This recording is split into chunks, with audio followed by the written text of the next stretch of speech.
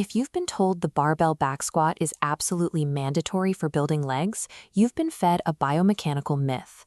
Forcing everyone under a heavy barbell doesn't guarantee massive legs, but it perfectly guarantees stalled gains and chronic joint pain.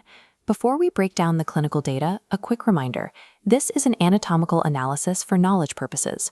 Always consult a physical therapist or trainer before changing your regimen.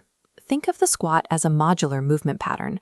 Your specific hip anatomy and injury history determine which version actually works, rendering standard form a secondary concern compared to your own structural reality.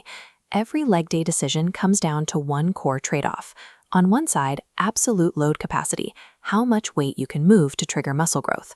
On the other side, the structural limits of your joints, the spinal compression and knee shear from supporting that weight. Maximizing muscle gain without blowing out your knees or lower back requires matching the specific squat variation to your immediate physical condition. Let's look at the data to see exactly which squat belongs in your routine. Before you touch a barbell, you have to prep the joints and the central nervous system. The simplest way to do this is with the unloaded sit-to-squat. This simple movement triggers a biological process called weeping lubrication. When your knee joint compresses under low impact, it squeezes synovial fluid deep into the avascular cartilage, acting exactly like a sponge. Expanding back out, the cartilage absorbs that fluid. Taking 5 to 10 minutes to repeat this cycle creates a slick, frictionless barrier between the bones, drastically reducing patellofemoral stress and preventing friction-induced wear when you finally add heavy weight. Once the joints are primed, we can look at functional body weight variations, the wide stance sumo, the chest-up prisoner squat, and the deep, lateral shifting Cossack squat. These specific movements force you to work in the frontal plane. They stretch the hips laterally and significantly elevate the activation in your adductors and glutes, areas that traditional straight up and down squats often miss. Bodyweight movements obviously lack the external resistance required for maximal leg hypertrophy. But if you want to fix movement dysfunctions, clear up hip imbalances, and stay injury-free, they are mandatory tools in your training arsenal. When you're ready to add load, you don't have to jump straight to a barbell. Shifting the weight to the front of your body with a goblet or double kettlebell rack changes the entire mechanic of the lift.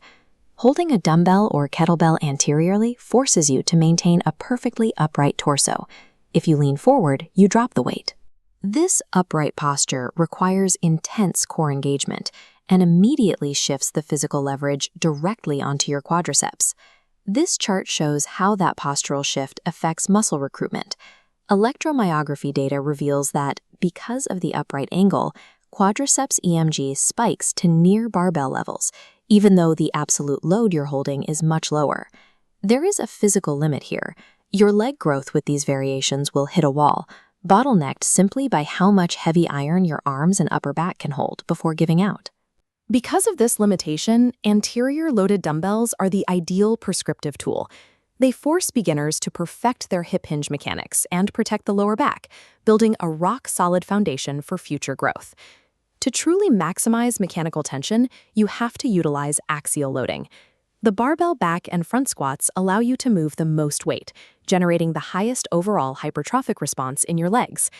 Let's look at this comparative bar chart based on kinematic data from Gullet and colleagues. It measures the back squat against the front squat across 3 metrics: overall muscle recruitment, spinal compressive force, and knee extensor moments.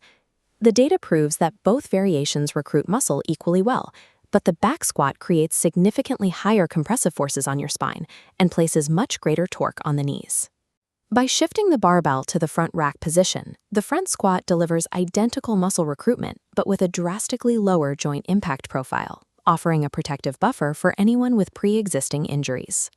The back squat remains an exceptional mass builder if you have entirely healthy joints, but the front squat offers you the exact same growth stimulus while charging you a much lower structural penalty. There comes a point where heavy bilateral squats just aren't an option. That's when we look to the BulgarianSplitSquat. By elevating your rear foot, you force 80% or more of the entire load onto a single working leg. This unilateral setup removes the need for hundreds of pounds of axial weight, effectively stripping away the heavy spinal compression that wreaks havoc on your lower back. As this heat map illustrates, zero compression on the spine doesn't mean an easy workout.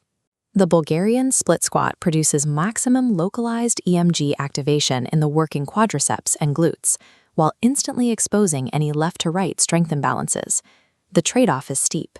You spare your spine, but the movement demands immense balance, strict proprioception, and generates a massive amount of systemic cardiovascular fatigue. When your lower back can no longer tolerate heavy barbells, the Bulgarian split squat is the ultimate corrective tool to force your legs to grow. The goal is to apply the heaviest possible tension to the target muscle, while stopping exactly where your individual joint health begins to fail. This chart is the Insight Anchor Squat Matrix, detailing exactly how to program your leg days. If you're a beginner, or if you have a compromised lumbar spine, stick exclusively to goblet squats and anteriorly loaded variations to build your stability and perfect your form. If you have healthy joints and your sole goal is pure hypertrophy, prioritize the barbell back and front squats to maximize mechanical tension. And if you're facing strength plateaus, asymmetrical growth, or tight hips, integrate Bulgarian split squats for unilateral power and Cossack squats to open up your mobility. Stop forcing yourself into exercises that don't fit your anatomy. Rethink your leg day based on the biomechanics. Hit the like button, share this video with a training partner who is still grinding through the wrong squat, and subscribe to Insight Anchor for more evidence-based performance optimization.